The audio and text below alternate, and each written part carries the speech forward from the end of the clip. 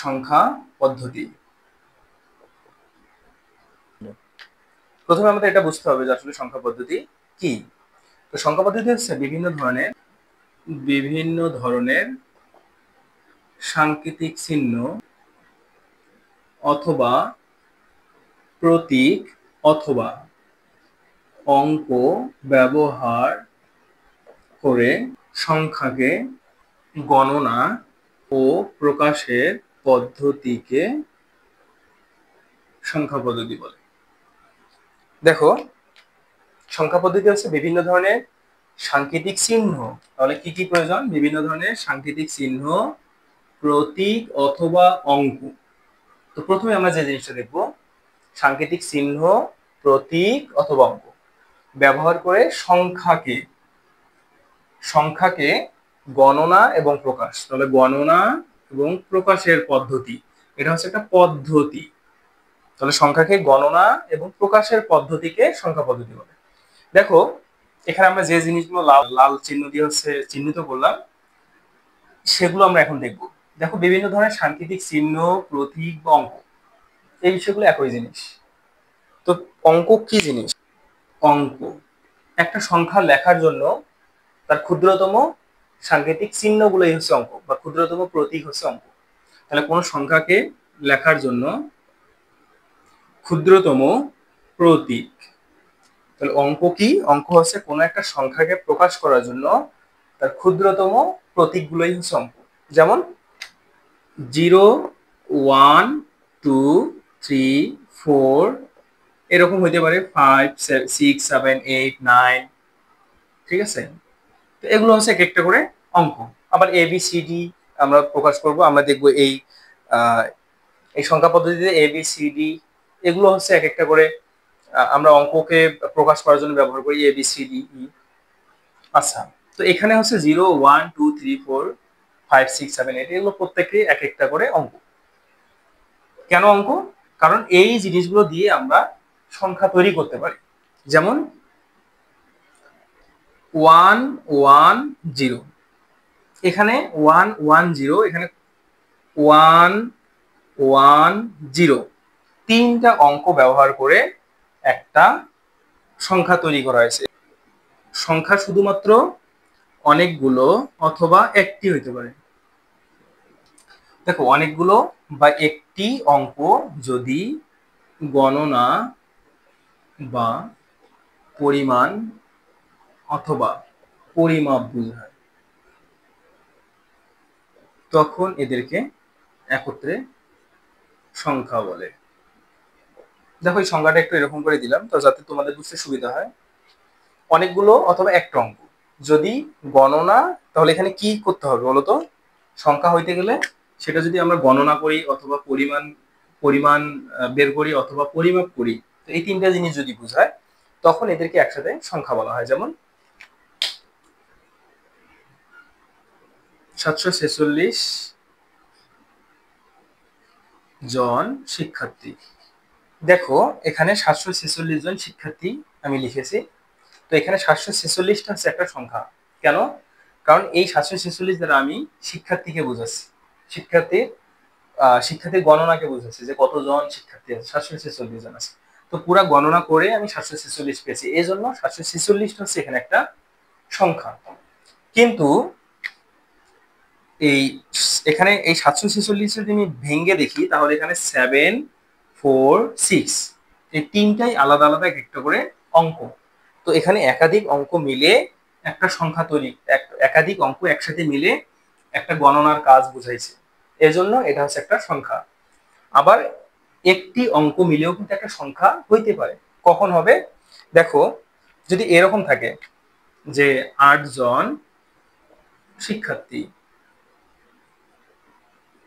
তো এই ক্ষেত্রে দেখো 8 জন, 8 কিন্তু 8 কি 8 হচ্ছে একটা অঙ্ক, এবং এখানে 8 হচ্ছে একটা সংখ্যা। কেন? কারণ এখানে কিন্তু আমি 8 জন শিক্ষার্থীর পরিমাণটাকে বুঝাচ্ছি, শিক্ষার্থী গণনা করে যেটা বুঝাচ্ছি সেটা আমরা বুঝাচ্ছি, এই জন্য এখানে 8 হচ্ছে একটা সংখ্যা। তাহলে আমরা বলতে পারি যে প্রত্যেকটা অঙ্ক একটা করে সংখ্যা হইতে পারে, যখন সেটা গণনা পরিমাণ অথবা পরিমাপ বুঝাবে তখন হচ্ছে সেটা সংখ্যা হবে। আর একটা একটা সংখ্যা পদ্ধতি বা নাম্বার সিস্টেমের জন্য এরকম যে ক্ষুদ্রতম প্রতীকগুলো ব্যবহার করা হয়, সেই প্রতীকগুলো কখনো কখনো রিপিটেড হয় না। মানে যেমন দেখো এখানে কিন্তু আমরা সাধারণত যে সংখ্যা পদ্ধতিটা ব্যবহার করে থাকি সেটা হচ্ছে ডেসিমেল, 0 থেকে 9 পর্যন্ত এই অঙ্কগুলো ব্যবহার করে থাকি। তো দেখো 0 1 2 3 4 5 6 7 8 9 এরা কি কখনো প্রত্যেকে, মানে এখানে কি এরকম কেউ আছে যে দুইটা অঙ্ক দেখতে একই রকম? কেউ নাই এরকম। তো এইরকম এজন্য কোনো একটা সংখ্যা পদ্ধতিতে যে অঙ্কগুলো থাকবে তারা কখনোই রিপিটেড হয় না, বা কখনোই তারা একটা আরেকটার মতো কখনো হুবহু দেখতে হবে না। কিন্তু অঙ্কতে অঙ্ক যখন আমরা সংখ্যার কথা বলবো, সংখ্যার ক্ষেত্রে কিন্তু অঙ্কগুলো রিপিটেড হতে পারে। যেমন আমি এরকম বলতে পারি যে 1 1 1 0 1। তো এই ক্ষেত্রে হচ্ছে এটা পুরোটা এত জন যদি বুঝাই তাহলে এই ক্ষেত্রে এটা একটা সংখ্যা। কিন্তু এখানে দেখো 1 1 দুইবার, এবং এখানে একটা 1, টোটাল হচ্ছে 3বার রিপিট হয়েছে। তো এখানে রিপিট হইতে পারে, কোনো সমস্যা নেই। কিন্তু অঙ্ক যখন আমরা বুঝাবো একটা সংখ্যা পদ্ধতিতে প্রকাশ করার জন্য, যে ক্ষুদ্রতম প্রতীকগুলো আছে এগুলো কখনো আলাদা, মানে একই রকম দেখতে কখনো হবে না। আচ্ছা, তাহলে তোমরা বুঝতে পারছো যে এখানে একটা সংখ্যা পদ্ধতিতে কি কি প্রয়োজন হয়, যেমন কোনো প্রতীক বা চিহ্ন বা অঙ্ক ব্যবহার করে আমরা কি করি, সংখ্যা তৈরি করি। এবং এই সংখ্যাকে গণনা বা প্রকাশ করার পদ্ধতি, যে পদ্ধতি দিয়ে আমি গণনা বা প্রকাশ করবো, এটাই হচ্ছে সংখ্যা পদ্ধতি। তো এবার দেখো উপস্থাপন অথবা প্রকাশ। এই উপস্থাপন অথবা প্রকাশের উপর ভিত্তি করে, সংখ্যা পদ্ধতিকে দুই ভাগে ভাগ করা যায়। সংখ্যা পদ্ধতি দুই প্রকার, একটা হচ্ছে পজিশনাল আর একটা হচ্ছে নন পজিশনাল। তো দেখো এটা কি উপস্থাপন অথবা আমরা কিভাবে উপস্থাপন করতেছি অথবা কিভাবে প্রকাশ করতেছি, এটার উপর ভিত্তি করে আমরা সংখ্যা পদ্ধতিকে দুই ভাগে ভাগ করতে পারি। একটা হচ্ছে পজিশনাল নাম্বার সিস্টেম, একটা হচ্ছে নন পজিশনাল।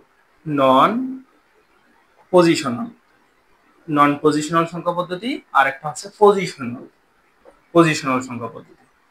তো দেখো সংখ্যা পদ্ধতিকে আমরা উপস্থাপন অথবা প্রকাশের উপর ভিত্তি করে দুই ভাগে ভাগ করতে পারি, একটা হচ্ছে নন পজিশনাল আর একটা হচ্ছে পজিশনাল।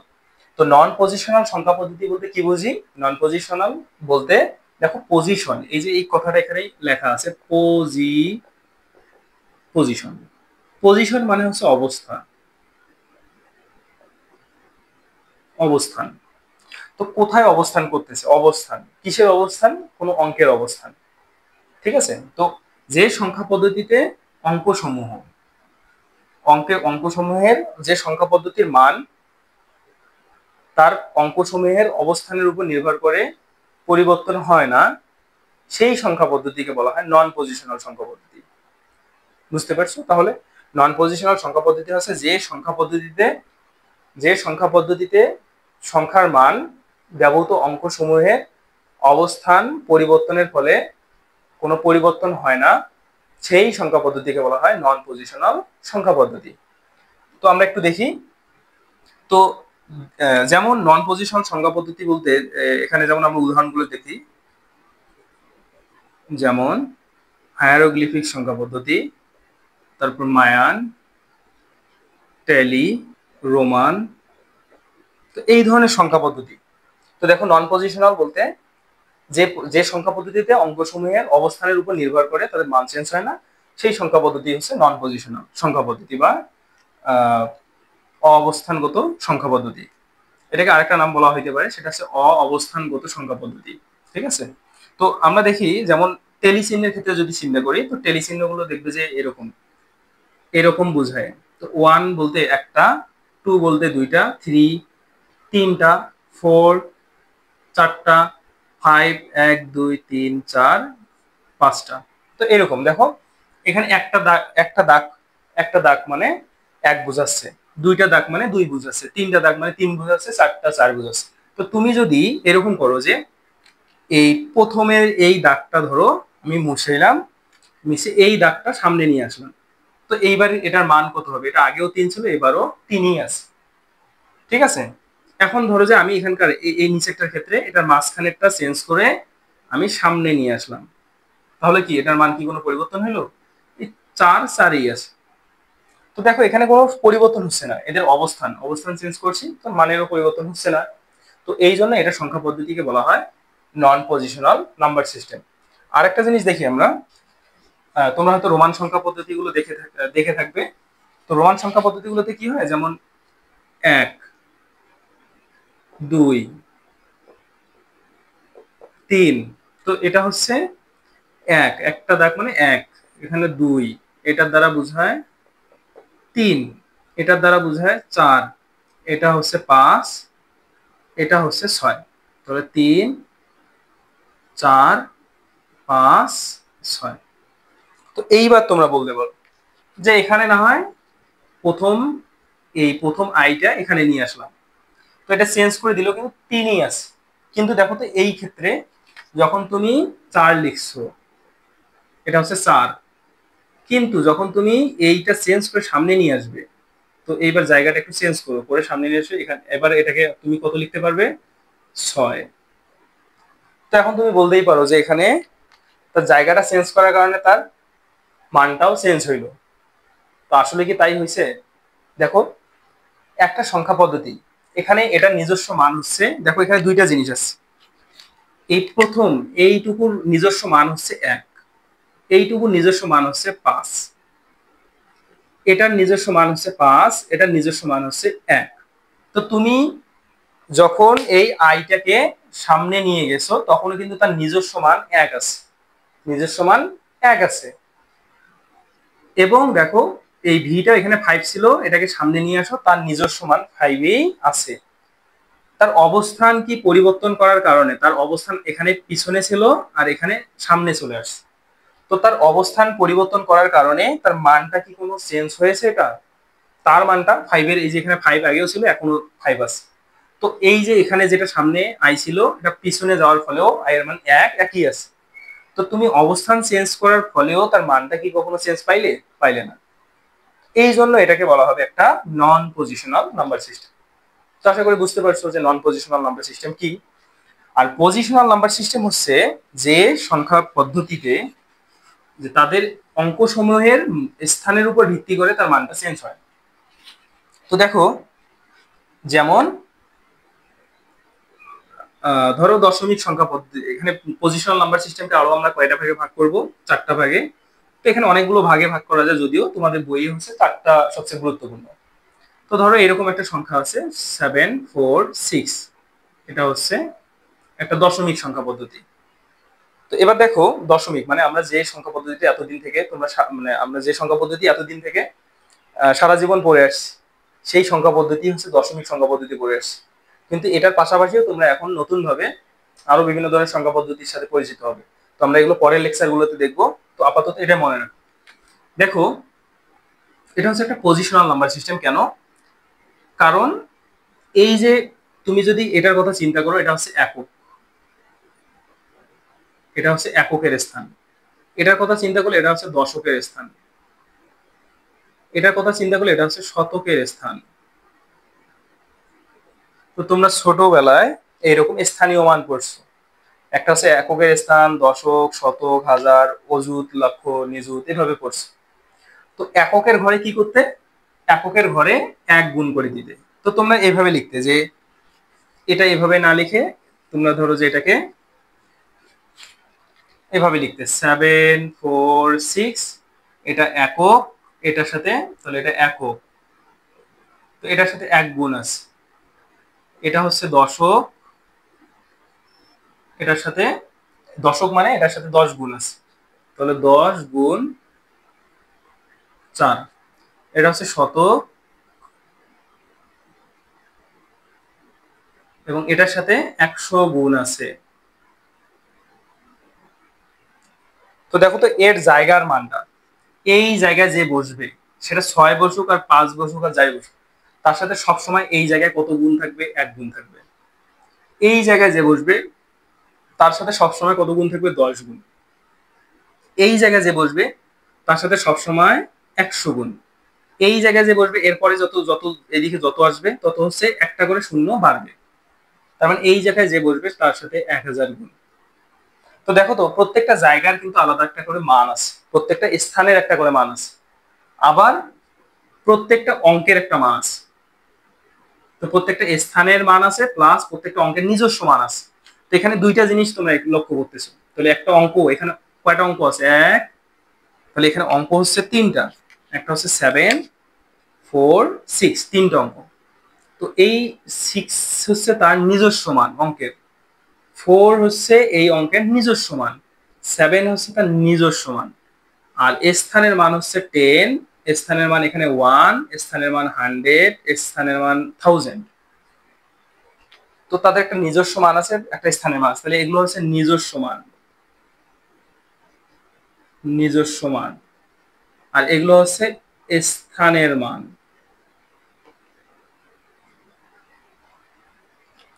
তো এইবার দেখো এই সংখ্যাটা কিভাবে তৈরি হয়েছে, একটা তার নিজস্ব মান একটা স্থানের মান এগুলো গুণ করার পর তারপর যোগ করে তৈরি হচ্ছে, তাই না?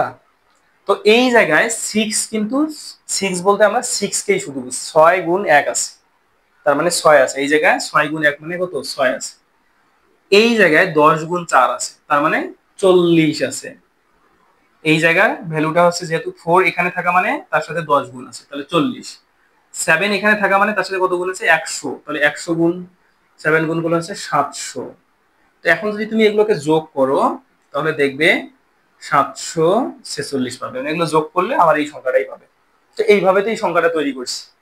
তো দেখো তুমি যদি 4টাকে এখানে নিয়ে যাও, এবার 7 4 6 না লিখে আমি 4টাকে পরে দিব, 6টা আগে 4টা পরে। তো এইবার বলো তো এই 4 এর ভ্যালু কত? এই 4 এর ভ্যালু কিন্তু এবার জাস্ট 4, তার মানে 4 এর সাথে 1 গুণ আছে, তাহলে 4। কিন্তু যদি বলি এই 6 কত এবার হয়ে গেছে, তাহলে এবার 6 কিন্তু আর 6 নাই, 6 গুণ 10 মানে 60 হয়ে গেছে।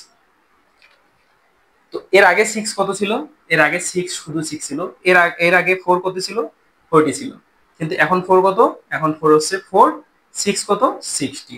তো এটা কি কারণে হলো? শুধুমাত্র তাদের তাদের স্থানটা চেঞ্জ করে ফেলছে। স্থানটা চেঞ্জ করে ফেলার কারণে তার নিজস্ব যে মান এই সংখ্যাটা, তাহলে দেখো তার নিজস্ব মানের সাথে সাথে পুরো সংখ্যাটার মানও চেঞ্জ হয়ে গেছে, পুরো সংখ্যাটার মানেই চেঞ্জ হয়ে গেছে। এখানে 764, এখানে 746, একই জিনিস তো না, পুরো সংখ্যাটার মান চেঞ্জ হয়ে গেছে। এই জন্য এই সংখ্যা পদ্ধতিকে বলা হয় পজিশনাল সংখ্যা পদ্ধতি। কেন? কারণ সংখ্যার অঙ্কের অঙ্কের অবস্থানের উপর ডিপেন্ড করে সংখ্যার মানটা। ঠিক আছে? তো আরেকটা উদাহরণ দেখি তাহলে আরো ভালো বুঝবে।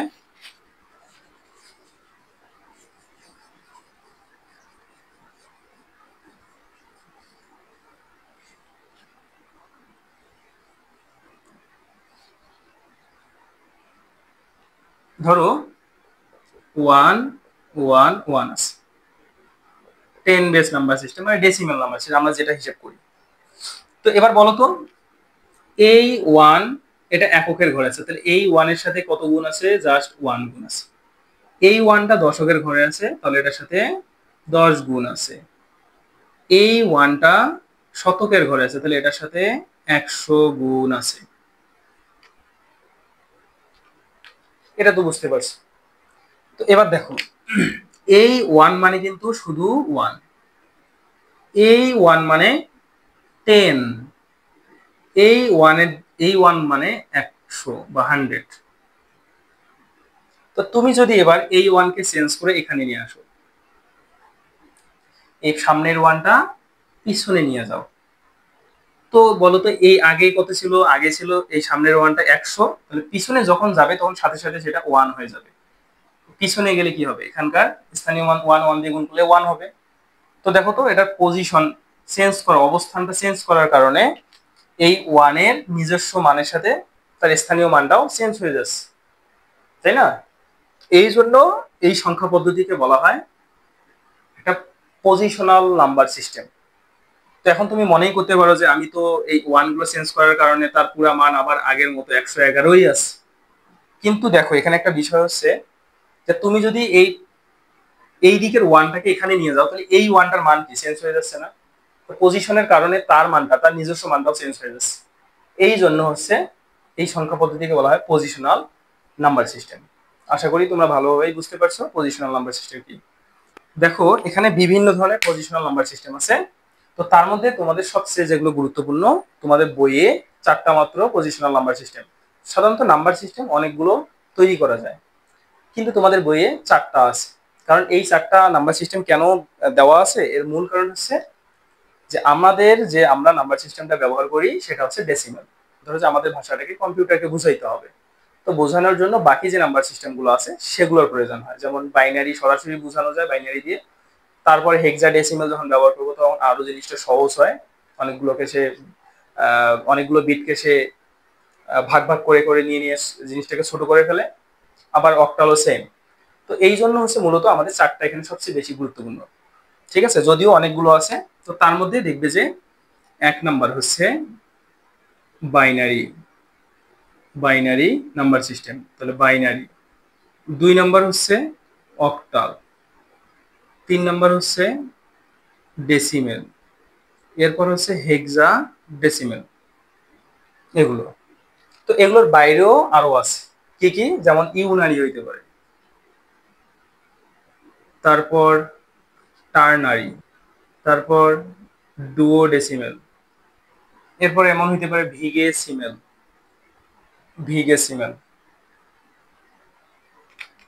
ইউনারি হচ্ছে এটার একটা মাত্র অঙ্ক ব্যবহার করে, টার্নারি 3টা, ডুওডেসিমেল 12টা, ভিগেসিমেল 20টা। এরকম সংখ্যা আরো অনেকগুলো আছে। তো এখানে সবচেয়ে গুরুত্বপূর্ণ হচ্ছে এরকম, প্রথম এই 4টা। তো দেখো এই 4টা হচ্ছে এখানকার সবচেয়ে গুরুত্বপূর্ণ নাম্বার সিস্টেম। এবং প্রত্যেকটা নাম্বার সিস্টেমকে প্রকাশ করার জন্য, প্রত্যেকটা সংখ্যা পদ্ধতিকে প্রকাশ করার জন্য 3টা জিনিসের প্রয়োজন হয়। কি কি? 3টা জিনিস মনে রাখবে খুব ভালোভাবে, 3টা জিনিসের প্রয়োজন হয়। তো কি কি প্রয়োজন হয় সেটা আমরা এখন দেখবো। দেখো, পজিশনাল সংখ্যা পদ্ধতিকে প্রকাশ করার জন্য 3টা জিনিস। তাহলে 1 নাম্বার হচ্ছে তাহলে প্রথমে অঙ্কসমূহের নিজস্ব মান দরকার। 2 নাম্বার হচ্ছে বেস, সংখ্যা পদ্ধতির বেস। 3 নাম্বার হচ্ছে স্থানীয় মান। একটা পজিশনাল নাম্বার সিস্টেম বা একটা অবস্থানগত সংখ্যা পদ্ধতিকে প্রকাশ করার জন্য 3টা জিনিসের দরকার হয়। একটা হচ্ছে অঙ্কসমূহের নিজস্ব মান, যেমন 7, যেমন একটু আগে যেটা দেখাইলাম, ধরো 5, 4, 3, এটা একটা সংখ্যা। তো এখানে অঙ্কসমূহের নিজস্ব মান দরকার, যেমন 5 এর নিজস্ব মান হচ্ছে 5, 3 এর নিজস্ব মান হচ্ছে 3, 4 এর নিজস্ব মান হচ্ছে 4। এখানে 5 এর নিজস্ব মান 5, 4 এর নিজস্ব মান হচ্ছে 4, 3 এর নিজস্ব মান 3। তাহলে এটা হচ্ছে নিজস্ব মান দরকার হয়। 2 নাম্বার হচ্ছে এটার বেস। তো এখন তুমি চাইলে এই সংখ্যা পদ্ধতিটাকে তুমি কি কি বলতে পারবে। যদি কোনো কিছু এখানে দেওয়া না থাকে তাহলে এখানে কিন্তু এটাকে অনেক সংখ্যা পদ্ধতি বলা যাবে। যেমন এটা 6 বেস নাম্বার সিস্টেম হইতে পারে, 7 বেস নাম্বার সিস্টেম হইতে পারে, 8 বেস হইতে পারে, 9 বেস, 10 বেস, 11, এগুলো হইতে পারে। এখন যদি এটার বেস আমি 10 দেই, এখন কিন্তু আর ওগুলো বলার সুযোগ নাই। তো এখন শুধুমাত্র সে একদম নির্দিষ্টভাবে এই নাম্বারটা হচ্ছে একটা 10 বেস নাম্বার সিস্টেম। ঠিক আছে, তো এই জন্য কি করা হয়, একটা সংখ্যার বেস, একটা সংখ্যাকে প্রকাশ করার জন্য পজিশনাল নাম্বার সিস্টেমের জন্য অবশ্যই বেস গুরুত্বপূর্ণ। আর 3 নাম্বার হচ্ছে তার স্থানীয় মান। তো এই যে বেস যখন থাকবে তখন তার একটা স্থানীয় মান থাকবে। যেমন এটা 10 বেস নাম্বার সিস্টেম যখন হয়, তাহলে এটার স্থানীয় মান কত? এটার স্থানীয় মান হচ্ছে 3 ইন্টু 1 মানে 3। এই জায়গায় স্থানীয় মান হচ্ছে 4 ইন্টু 10 মানে 40। এই জায়গায় স্থানীয় মান কত? 5 ইন্টু 100 তার মানে 500। তো প্রত্যেকটার জন্য দেখো এক একটা করে স্থানীয় মান আছে। এইভাবে আমরা একটা পজিশনাল নাম্বার সিস্টেমকে প্রকাশ করতে পারি। তো এখন দেখো এখানে সবচেয়ে গুরুত্বপূর্ণ যে বিষয়গুলো একটা নাম্বার সিস্টেমের জন্য, তাহলে আমাদের কোন নাম্বার সিস্টেমের বেস কত, কোন নাম্বার সিস্টেমের স্থানীয় মান কিভাবে বের করা হয়, এগুলো আমাদের খুব ভালো করে জানতে হবে। তো এবার চলো আমরা সেই জিনিসগুলো দেখে আসি। তো দেখো এবার সংখ্যা পদ্ধতির বেস বা ভিত্তি। সংখ্যা পদ্ধতির বেস অথবা ভিত্তি বলতে আমরা কি বুঝি? তো কোন একটা সংখ্যা পদ্ধতিতে ব্যবহৃত মোট অঙ্কের সংখ্যাই হচ্ছে তার বেস বা ভিত্তি। তাহলে আমরা লিখতে পারি যে কোন সংখ্যা পদ্ধতিতে ব্যবহৃত মোট অঙ্ককে ওই সংখ্যা পদ্ধতির বেস বলে। তো বেস বলতে কি বোঝায়? মোট ব্যবহৃত মোট অঙ্ক, কতটা অঙ্ক, মোট অঙ্ক, মোট, তাহলে মোট যতটা অঙ্ক সেটাই হচ্ছে তার বেস বা ভিত্তি। যেমন সংখ্যা পদ্ধতি একটু আগে দেখছি যে প্রথমে হচ্ছে বাইনারি নাম্বার সিস্টেম। ধরো বাইনারি নাম্বার সিস্টেম আছে,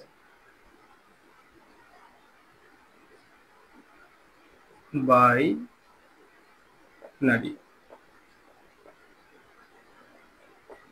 তো বাইনারি সংখ্যা পদ্ধতিতে মোট দুইটা মাত্র অঙ্ক ব্যবহার করা হয়। কি কি?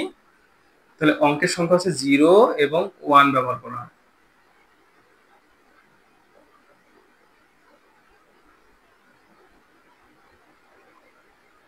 দেখো, বাইনারি সংখ্যা পদ্ধতিতে ব্যবহৃত অঙ্ক হচ্ছে 0 এবং 1 দুইটা মাত্র।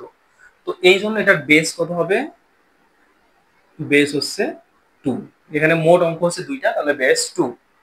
এরপর দেখো, যদি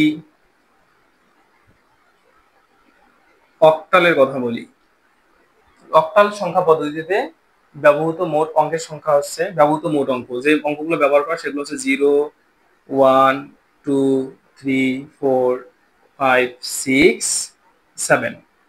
তো 0 থেকে 7 পর্যন্ত মোট অঙ্কের সংখ্যা কয়টা? এখানে গণে দেখো তো, মোট অঙ্কের সংখ্যা 8টা আছে, এই জন্য এটার বেস হচ্ছে 8। এরপর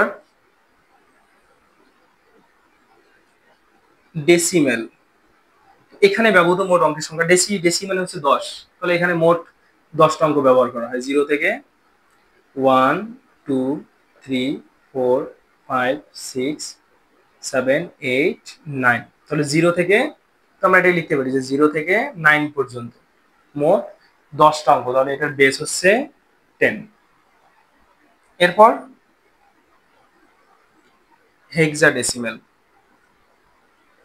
ডেসিমেল, হেক্সাডেসিমেলে কি হয়? দেখো 0, 1, 2, 3, 4, 5, 6, 7, 8, 9। তো দেখো, হেক্সা মানে হচ্ছে 6, ডেসিমেল মানে হচ্ছে 10। হেক্সা অর্থ 6, ডেসিমেল হচ্ছে 10, তাহলে 10 এবং 6, তাহলে এখানে 10, এটা হেক্সা হচ্ছে 6, ডেসিমেল হচ্ছে 10, তাহলে 10 এবং 6 মিলে 16, তাহলে এখানে টোটাল বেস হচ্ছে, টোটাল অঙ্ক হচ্ছে 16টা থাকবে। তো 0 থেকে 9 পর্যন্ত মোট অঙ্ক হচ্ছে কয়টা? 10টা। আরো 6টা অঙ্ক বাকি আছে। তো এই 6টা অঙ্ককে আমরা, এই 6টা অঙ্ককে কিভাবে লিখবো? 10, 11, 12, 13, 14, 15, 16 এভাবে লিখবো না। কেন? কারণ তোমাদেরকে আগেই বলছি যে নাম্বার সিস্টেমে, সংখ্যা পদ্ধতিতে যে অঙ্কগুলো থাকে এগুলো তো অঙ্ক, এগুলো কি অঙ্ক, তো অঙ্কগুলো কখনো রিপিটেড হইতে পারবে না। দেখো তো, এই যেখানে তুমি যদি এটা একটা অঙ্ক চিন্তা করো, এই অঙ্কের মধ্যে 1 কিন্তু চলে আসে, দেখো 1ও কিন্তু একটা অঙ্ক, এখানে কি আবার রিপিট হয়ে গেল না? 0, 0 আলাদা একটা অঙ্ক, এখানে যদি এটার কথা চিন্তা করো 2, 2 আলাদা একটা অঙ্ক, 1 আলাদা একটা অঙ্ক, কিন্তু অঙ্ক হওয়ার সত্য হচ্ছে রিপিট হওয়া যাবে না, একই জিনিস হওয়া যাবে না। তো এই জন্য এই জিনিসগুলোকে আর এভাবে না লিখে, যাতে এই এটা সমস্যা না হয়, এগুলো যখন আমি ধরো একটা অঙ্ক লিখবো, ধরো এরকম লিখলাম যে 101, তো এখানে যে ধরো লিখছে সে হচ্ছে 10টাকে হেক্সাতে, হেক্সাডেসিমেলে একটা অঙ্ক চিন্তা করে লিখছে, কিন্তু তোমাকে যদি বলা হয় যে এই 101 এখানে কয়টা অঙ্ক আছে, তো তুমি কি বলবে? তুমি বলে দিবে যে এখানে 3টা অঙ্ক আছে, 1 একটা, 0 একটা, 1 একটা, তোমারটাও ঠিক আছে। কিন্তু আমি যদি বলি যে না, এখানে দুইটা, এই 10 মিলে একটা, 1 একটা, 10 মিলে একটা, 1 একটা, দুইটা, দুইটা, তাহলে এটাও কিন্তু ঠিক আছে। এই 10 মিলে একটা, এটা হচ্ছে হেক্সা। তো এই যে এই সমস্যাটা যাতে না হয় যে 3টা আছে নাকি 2টা আছে, এই সমস্যাটা না হওয়ার জন্যই এখানে কিন্তু এগুলোকে আলাদাভাবে উপস্থাপন করা হয়। এখানে এগুলোকে 10, 11 এভাবে না লিখে এগুলোকে জাস্ট ABCD দিয়ে প্রকাশ করা হয়, ABCDEF।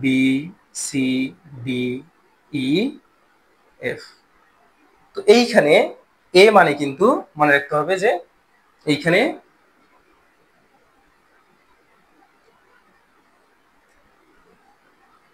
দেখো এইখানে এ মানে হচ্ছে 10, বি মানে হচ্ছে 11, সি হচ্ছে 12, ডি হচ্ছে 13, ই হচ্ছে 14 এবং এফ হচ্ছে 15। এই যে হেক্সাডেসিমাল নাম্বার সিস্টেমে টোটাল অঙ্ক হচ্ছে 16টা, তাহলে এটার বেস কত হবে? 16। তো এটা তো বুঝতে পারছো আশা করি। তো এইরকম যদি তোমাকে অন্য কোনো নাম্বার সিস্টেম, এই যে আমাদের এগুলো জানার বাইরে যদি কোনো নাম্বার সিস্টেম বলে যে 3 বেস নাম্বার সিস্টেম, ধরো 3 বেস নাম্বার সিস্টেম, তো তোমাকে যদি বলে 3 বেস নাম্বার সিস্টেম, তাহলে 3 বেস নাম্বার সিস্টেম মানে কি বলতো? ওই নাম্বার সিস্টেমে দেখো এখানে যেমন অঙ্ক 0 থেকে 1 এটার বেস 2, 0 থেকে 7 এটার বেস 8, 0 থেকে 9 এটার বেস 10। তো দেখো বেস সবসময় সর্বশেষ যে অঙ্কটা আছে তার চেয়ে এক বেশি হয়। তো এখানে যেমন দেখো ডেসিমেলে 0 থেকে 9 পর্যন্ত আছে, 0 থেকে 9 আছে কিন্তু বেস কত? বেস হচ্ছে 10। তো 9 10 বেস কিন্তু এক বেশি, সর্বশেষটা চেয়ে। তো আমি যদি বলি 0 থেকে n পর্যন্ত যদি থাকে তখন বেস কত হবে ওই নাম্বার সিস্টেমটার? আবার যদি এরকম বলি যে 0 থেকে n-1 পর্যন্ত আছে তখন বেস হবে n। তো কোন সংখ্যা পদ্ধতির বেস যদি n হয়, দেখো বেস যদি n হয় তাহলে সেই সংখ্যা পদ্ধতিতে অঙ্ক 0 থেকে n-1 পর্যন্ত, মানে এক কম থাকবে সর্বশেষটা। ঠিক আছে? তো এখন দেখো যদি n এর মান ধরো যে 3 হইলো, তাহলে এই সংখ্যা পদ্ধতিতে অঙ্ক হবে 0 থেকে 3-1, তার মানে 0 থেকে 2 পর্যন্ত। তো 0 থেকে 2 পর্যন্ত মানে কি 0 1 2। যদি কোনো সংখ্যা পদ্ধতির বেস n হলে তাহলে সেখানে অঙ্ক হবে, মোট অঙ্ক হবে 0 থেকে n-1 পর্যন্ত।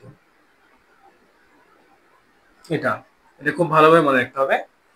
তো কোন একটা সংখ্যা পদ্ধতির বেস যদি n হয় তাহলে সেখানে অঙ্কের সংখ্যা হবে 0 থেকে n-1 পর্যন্ত, 0 থেকে n-1 পর্যন্ত অঙ্কগুলো হবে।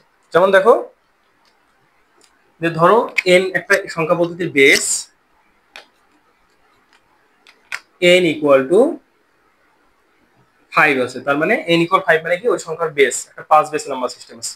তো এই 5 বেস নাম্বার সিস্টেমে অঙ্ক কয়টা থাকবে? 0 থেকে n-1 পর্যন্ত।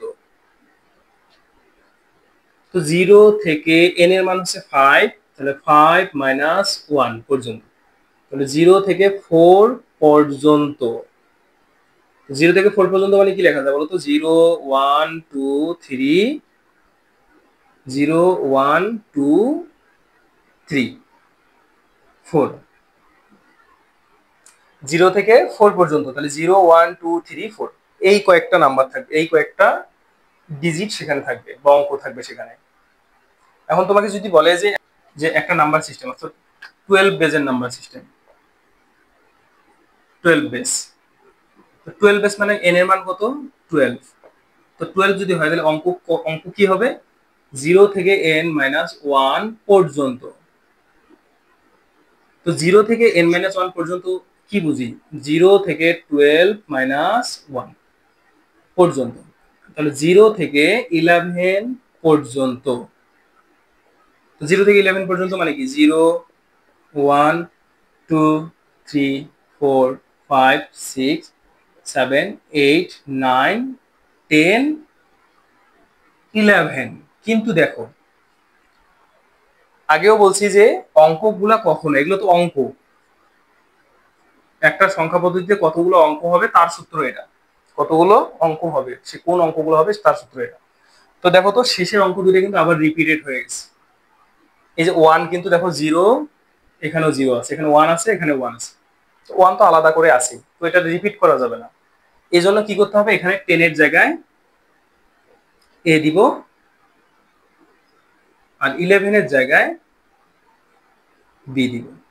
তার মানে একটা 12 বেস নাম্বার সিস্টেমের অঙ্কগুলো হচ্ছে 0 থেকে 9 পর্যন্ত এবং এবি, এই দুইটা এইভাবে চলতে থাকবে প্রত্যেকটা নাম্বার সিস্টেমে, তাদের অঙ্কগুলো এইভাবে লেখা হয়। তো এবার ধরো একটা নাম্বার সিস্টেমের আমি একটা নাম্বার দেখি, একটা সংখ্যা দেখি, কিভাবে বুঝবো যে এটা কত বেজের নাম্বার সিস্টেম?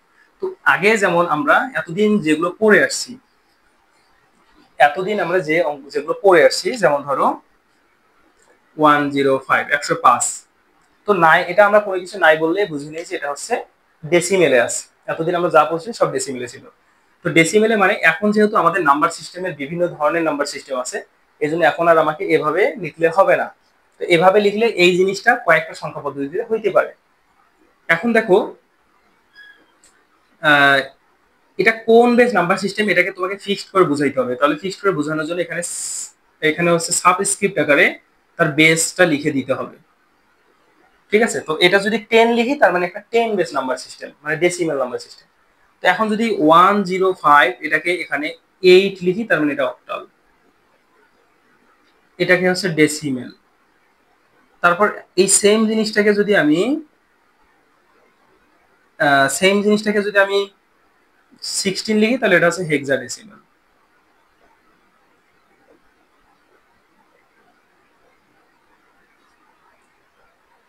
তো এই যে দেখো একই নাম্বার সিস্টেম, একই সংখ্যা, এটা ডিপেন্ড করতেছে তার বেসের উপর তার নামটা কি হবে, কোন সংখ্যা পদ্ধতিতে হবে।